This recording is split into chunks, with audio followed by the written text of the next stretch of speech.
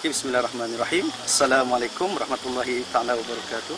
Okey, sekarang para pelajar selamat sampai di Riverstone Eco Resort dan pada peringkat awal perjalanan kami sampai kat sini dan kami makan petang dan akhirnya kita khidmat diri untuk menentukan khemah masing-masing dan sudah tentu mereka semangat dan bersedia untuk slot seterusnya. Maknanya lepas maghrib kita ada slot dan selepas isyak juga kita ada LDK slot muhasabah dan kita ada imam-imam muda dan ustazah-ustazah pilihan yang akan menyampaikan ataupun akan membawa slot tersebut. Dan kalau kita lihat pelajar-pelajar sedang khidmat diri walaupun pada waktu yang agak sebenarnya jarak perjalanan mereka kita selamat tiba di sini dan kita dapat mengumpulkan 4 rumah anak yatim dan akhirnya kita akan bersedialah untuk menjalani camp yang dinamakan Camp Kembara Sadaqah Ihsan. Assalamualaikum warahmatullahi wabarakatuh.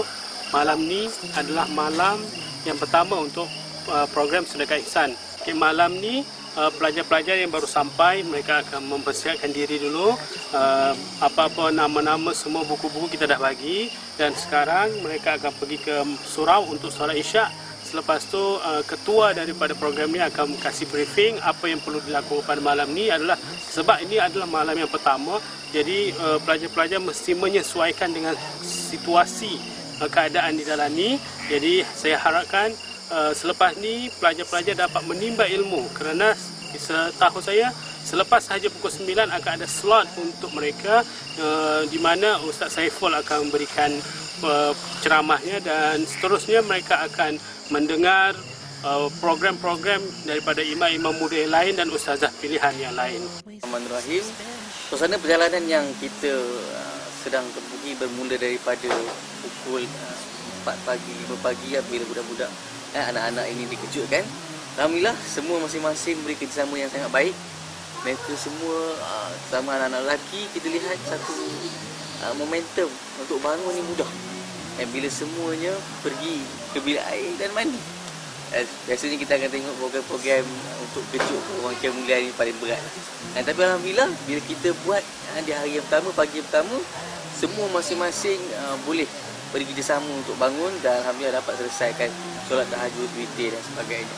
Itu juga kemudiannya kita bersama-sama untuk sama-sama solat subuh secara berjemaah dan kita ada sedikit yang istimewa iaitu pagi-pagi lagi kita membuat latihan kawat bersama dengan anak-anak ini. Alhamdulillah respon yang baik sebab kita tahu waktu subuh adalah waktu yang sangat penting bagi anak-anak ini untuk dengar ceramah dan sebagainya. Jadi kita buat satu benda yang menyegarkan mereka.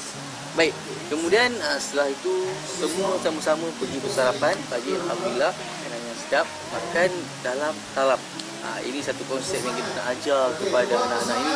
Mungkin orang-orang di luar sana yang selalu juga buat makan talam sama dan kita harap benda suasana seumpama ini makan secara berjemaah dalam talam kan, merasa macam mana orang lain berada dalam pinggan kita yang besar. Ini yang kita nak terbitkan sebagai ukhuwah antara anak-anak ini. Walaupun mereka ini datang daripada berbagai latar belakang, ada anak yatim dan sebagainya, ada kalangan orang masyarakat orang asal dan sebagainya. Namun perbezaan itu tidaklah menjadikan satu benda yang menyukarkan, malah itulah yang memberi rahmat kasih sayang kepada mereka. Kemudian suasana selepas itu mereka terus dikumpulkan dan akhirnya dibantu oleh sarjan, kita panggil Sarjan Anwar, akhirnya mendidik mereka dalam bab kawat juga, teruskan sedikit dalam asas dan seterusnya bergerak sebagai ranger hutan. Dia bawa masuk ke dalam untuk jungle trekking.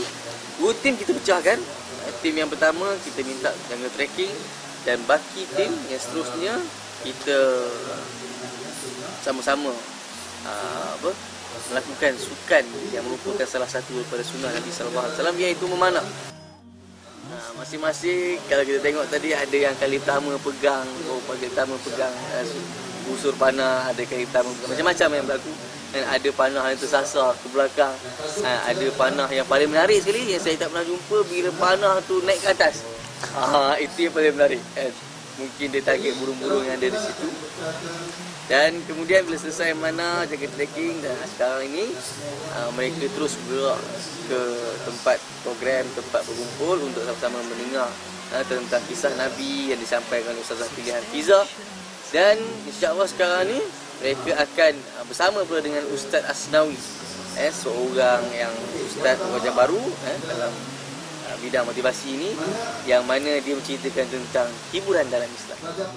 Sesi sekarang adalah sesi latihan dalam kumpulan, yang mana setiap peserta ni akan dibagikan kepada kumpulan untuk membentangkan sunnah Rasulullah. Apa tujuannya sesi ini adalah untuk mereka betul-betul faham, hayati dan praktikkan benar-benar sunnah Rasulullah, khususnya sepanjang program yang kita jalankan sehingga hari Ahad. Nama saya Jamil Zainal Abidin. Saya wakil daripada Asrama Rumah Amal Imam Kasih. Kali ini apa yang saya paling suka, permainan yang paling saya suka, permainan rempung cabaran. Cabaran tu ada banyak permainan, lompat, raya, macam-macam. Saya juga suka mana. Salah satu sukan yang paling rasa suka sukan manahan. Lepas ni saya akan buat lakonan sebab pasal kisah kena pilih sunnah Rasulullah, apa yang Rasulullah buat, sunnah Rasulullah. Sebelum kami saya diberi kumpulan. Sebelum kami ni buat sunnah pasal sedekah. Walaupun Rasulullah tak ada duit, aku tukar sedekah ilmu, sedekah. Saya yakin program ni akan menjadikan anak-anak yatim, ihsan semua jadi insan yang terbaik yang dapat memberikan kebaikan kepada orang lain.